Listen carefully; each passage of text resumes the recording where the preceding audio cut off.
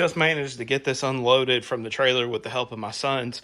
I'm going to go ahead and put this on my old Harbor Freight stand and get to tearing this thing down. What you see in front of you is a 5.8 liter, 351 cubic inch engine from a 95 F-150.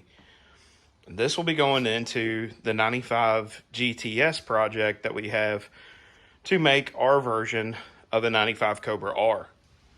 So I've dug through my collection of bolts and I found some bell housing bolts, or these might be cylinder head bolts from an Explorer. I'm not really sure. Thread pattern should be the same. I've already tried them out in the bell housing bolt holes on the back of the block. The idea is to spread the weight out as much as you can on those attachment points on the stand. You don't want them all like down low. You want to kind of evenly distribute the weight. So these two top holes, I'm going to put in the top holes of where the bell housing or the transmission would go. And then these two bottom ones, I'm going to get same thing, bottom of the block there. That should kind of evenly distribute the weight across the stand. This engine is very heavy, and I've got the largest stand that I own currently, which I think is like a 750 pound or something like that. This will definitely be close to max. I have fully dressed a 5 liter on this stand, and it will kind of bow down a little bit, but hopefully this holds. I may have to take a bunch of stuff off of that 351 in order to even get it on the stand. There's a lot of stuff on this engine I'm not going to use. This F-150 intake's not going to be used. Of course, the cast iron manifolds from the F-150. Probably not going to use these heads. I would say the cheapest route that I would probably go would be like a set of GT40s off of an Explorer and have those bolt holes drilled out so they'll fit this block. So for now, I'm going to slide this out of my stand. I'm going to bolt it up to the back of the block because it makes it a whole lot easier trying to get this thing mounted to the engine stand if you're not trying to fight 4 different attachment points and you're just attaching where it goes to the stand. So I'm going to have to move those in. There we go. So I'm just going to kind of get these in hand tight for now, and then I'll grab a ratchet, an impact or something, and run these down. It looks like I might have had a 5 liter on here last because these bolts are pretty close to where they need to be on the attachment points on the stand. Alright, so I'm going to kind of even this out, this over. Alright, that looks pretty good there. That should be like a 3/4.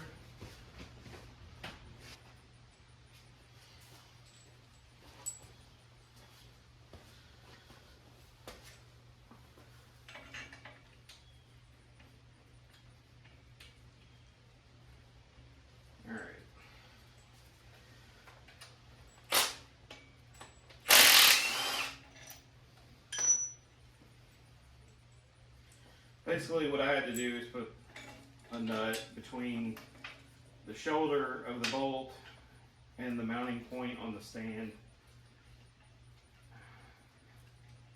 It was the only way that I could get enough space in there. Alright. I'm just going to run these up a little bit. Alright, I need to find a socket that fits that because it's a different size. Probably going to be 5/8. Oh no, it is the same size. Huh. Alright.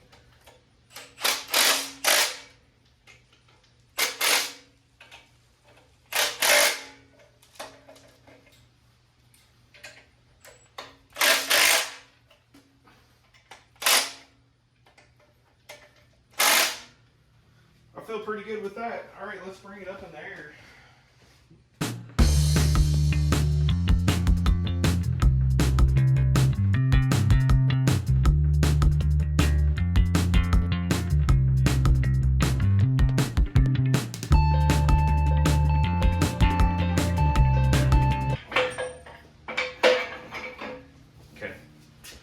So what I did, you couldn't see because my back was to you, I've got my stand locked into the pivot, and I went ahead and slid my handle in, and that will keep it from shifting out. Now this little pin keeps this from rotating, and it may, there it goes, drops right in. All right, so we just need to drop this down a little bit. Now when I drop this, it's gonna roll back a little bit because I'm on the edge of the hoist down here. And that's just, you know, geometry. So I'm gonna ease this thing down.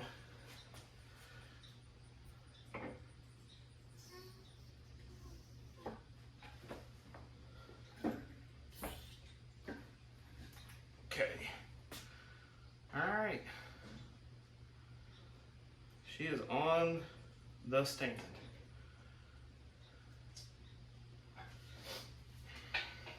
Good.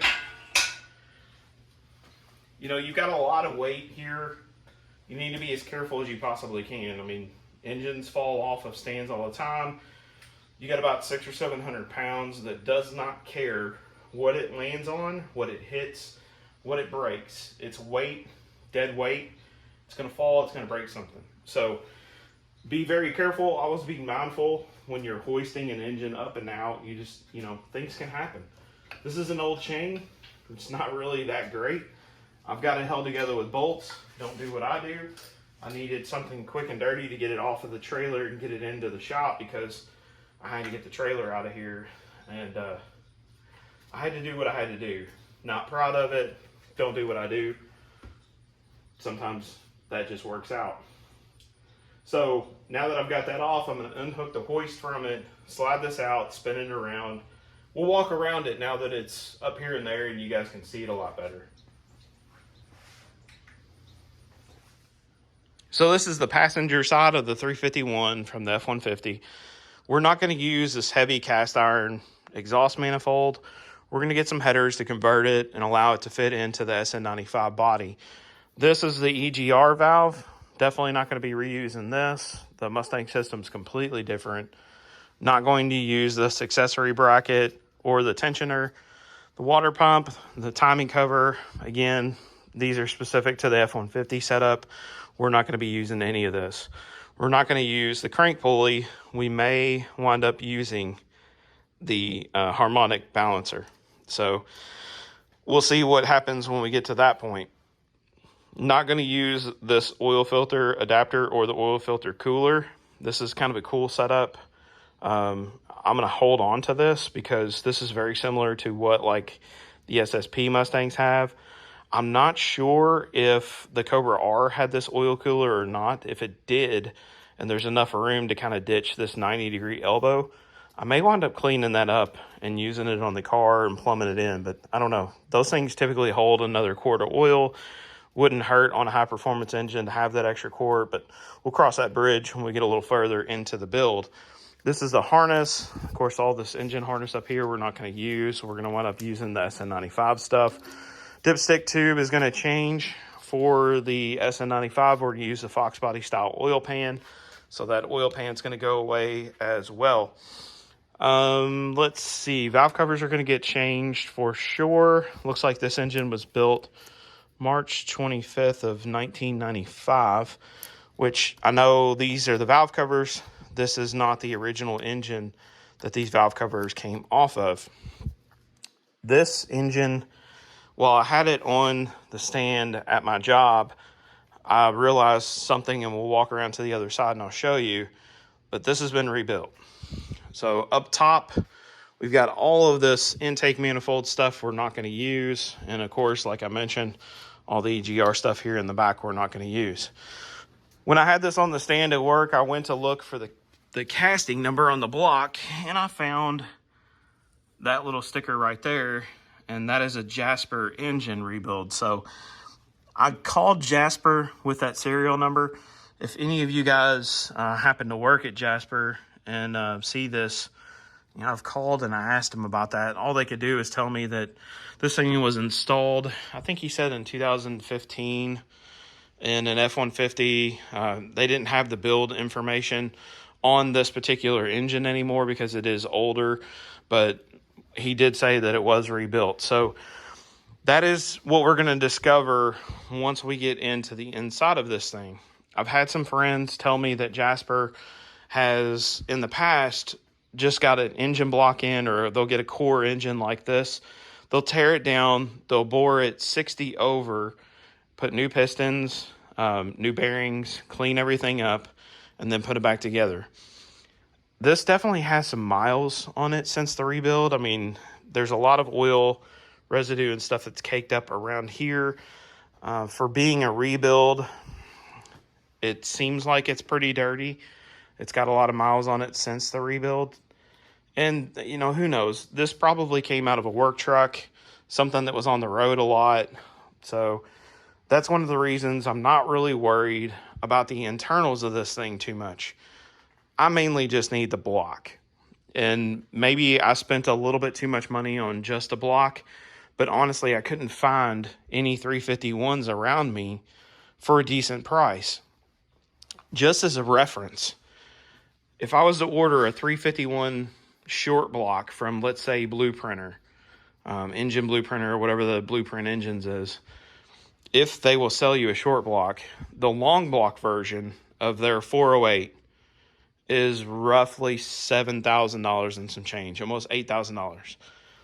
I don't have $8,000 to drop into an engine. I don't even know that by the time I build this the way that I want it to be built, that I'll even touch $8,000. I'm hoping to get in there way under half of that. We'll see when we get there. But I can't afford something like that engine. All I need is a production block. We're going to go with a budget stroker kit. I'm going to try to find a set of used AFR heads. And then I've already got my Lightning lower intake manifold. And I just need to find my upper and then the 351 swap headers. I picked up the 351 swap oil pan and the pickup tube and all that stuff really cheap. Right now, including this engine, my Lightning lower, and my 351 oil pan kit, which is right there, I'm into this for about $1,100. The headers, I'm probably going to have to spend, I'm going to say probably $400, maybe $5 on the headers. The heads are going to be an expensive thing. That's probably going to be the most money that I drop at one time on this engine. I want to go with AFR 205s. And if I don't go with those, I'll probably wind up going with like some trick flow twisted wedge heads. Not sure. We'll cross that bridge when we get there. There's a lot of stuff that I'm not going to use on this. Like I've said, I'm going to start stripping this down and get some of this off of here to get a better idea of what I've purchased here. You know, this thing is just, it looks filthy on the outside. I really want to get to the point where I can get a valve cover off, or maybe the lower intake. I think a valve cover is going to be a lot easier. But if I can get a valve cover off, I can at least look inside the engine and see just how dirty it is in there. That's, you know, kind of the main concern. If the inside of the motors are pretty clean, then more than likely it didn't have blow by. You know, maybe they changed the oil a lot. I would hope as a work truck it got pretty regular maintenance, but we all know how that goes sometimes. So in order to get this valve cover off, it looks like I've got some sort of vacuum line here. Got a cover. See if I can look down the. Oh, it's pretty good. I mean, it smells like old oil, but not like terribly old oil. So that's a plus. All right, I'm gonna grab my impact and zip that little bracket off.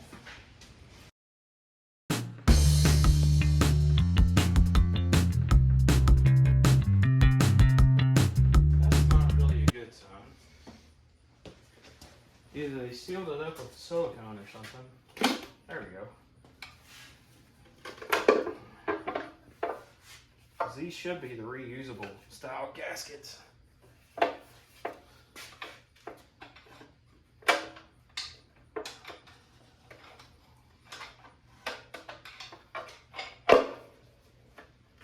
Yeah, they put some silicone on it.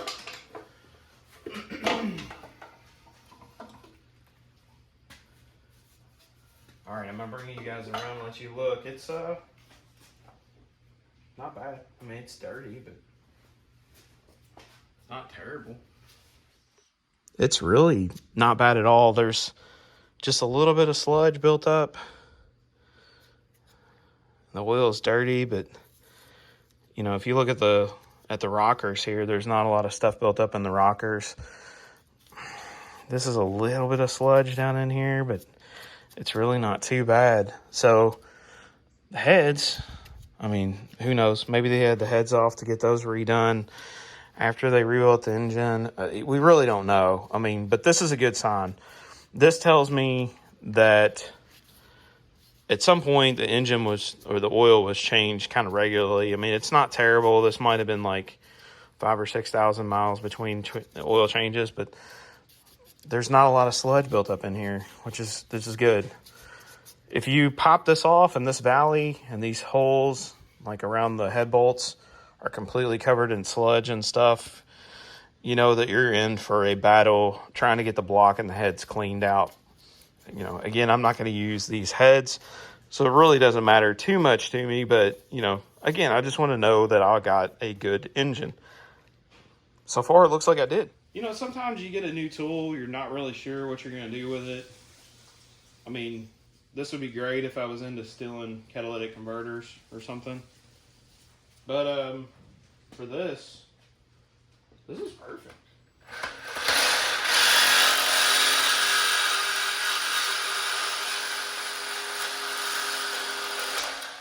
Because I'm not going to use any of this EPR stuff. So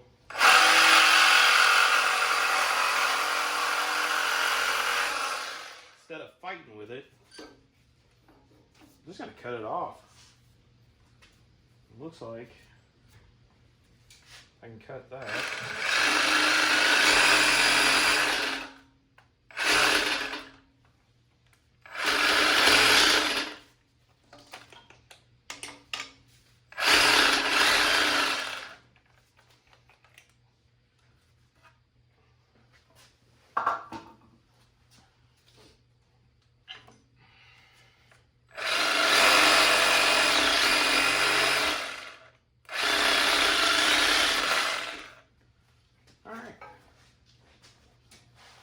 Oh, it's got one.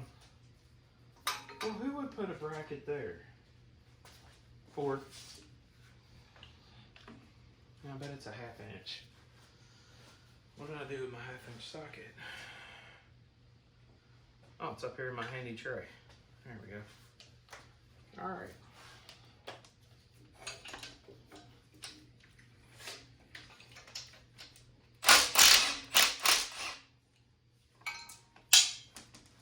That's a good spot for that.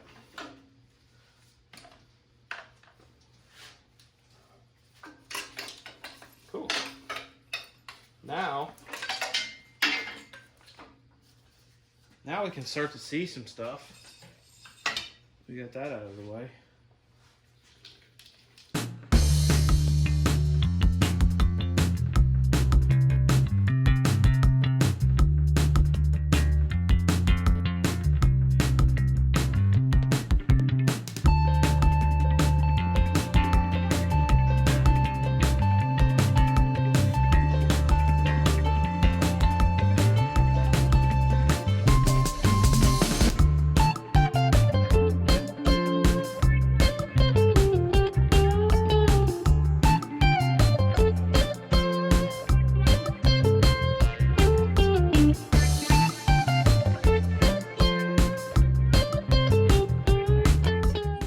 So I just noticed when I took that exhaust manifold off, I thought it was a spring, and then when I got a little closer, I realized what it is. That's a threaded insert. So someone has messed up the holes for the exhaust manifolds on this head, and then they put this threaded insert in, and it just backed out when I took the bolts out. Those exhaust valves don't look terrible. And then, like I said, they had taken at least some time and money to put Motorcraft spark plugs on, which, I mean, again, somebody with a work truck's not going to put a lot of money into it. But over here we can see the oil pan gasket was leaking, which one of those things that makes me think it was just driven long and hard without the oil being changed. Usually those will blow out if like your PCV system's bad. Maybe they didn't change the front seal or something and it just kind of blew around the side here. I'm not really sure. Well, I'm going to finish taking the accessory brackets off, and then we'll get up here to the upper intake manifold and get that off. I lost a little bit of footage. I've got my accessory bracket off. I'm starting on the upper intake manifold, and what I've run into is some more goofiness from Ford from the 80s. On the Mustangs, these bolts are under a plate on the intake manifold, but that rear bolt, or the middle passenger side bolt that holds the upper to the lower, it's got some Torx head on it. It looks like it's bigger than a T30, smaller than a T40. I'm guessing T35. It may be just a hex head, so I've got to do some research and see what size that is and figure out how to get it off of there because, well, I need that off, and there's no way to get the lower intake off without taking the upper off. So that's a T40, and basically what I did was grabbed a T40 bit, put it into a 5/16 socket, jammed a piece of paper towel in there to hold it in, and then broke that bolt loose. After I got that bolt out, the upper intake came right off along with the wiring harness. I went ahead and pulled the water pump and the crank pulley off. This is a good stopping point for now. This will give us an idea of the next things that we need to do, which is going to be internal of the engine. I'm going to have to pull the lower intake, both of the cylinder heads, the timing cover, and the oil pan in order to get inside of here and really see what we're working with. My main concern is, of course, the block, because that's what I'm going to use. I want to see if it's been bored over and just check the internals to see if there's any kind of damage inside that I may need to repair before we go to the rebuild process.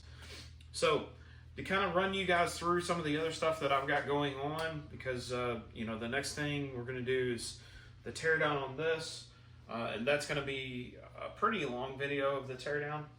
I've got a bumper over here that belongs to a Crown Vic. I'm doing an engine swap on. I'll have an upcoming video on that process.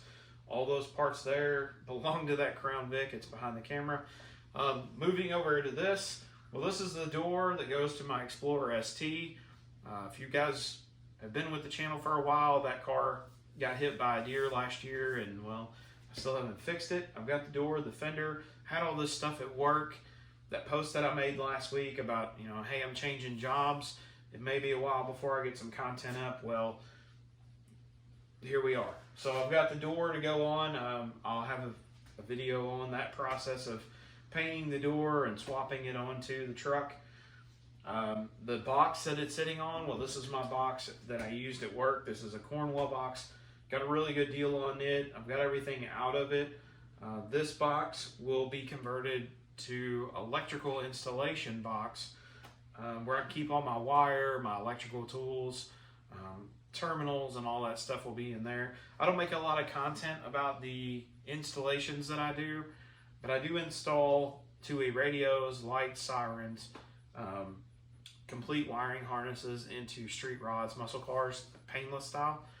Do a lot of that stuff. So I don't make content on it because I don't want any kind of legal issues coming back where somebody watched one of my videos and they went and pulled somebody over because they weren't supposed to have lights, or they crossed something up and burned their car down and they used my video to install. I don't want any of that stuff. So after the Crown Vic video is complete and that car is out of here, we're going to jump back onto the 93 Fober project, get that thing out of here and back to the owner so he can start putting it all back together. Hopefully have it ready to go back on the road by spring. Get some enjoyment out of this car instead of it just sitting around holding boxes. Other than that, pretty much don't have any updates for anything right now. The Lincoln, I know a lot of people have been asking about that. And again, I had it at work. We had it up on the frame rack. It's more than the rack that we had at work would handle. So I've sent it over to another frame shop that is has a bigger frame rack.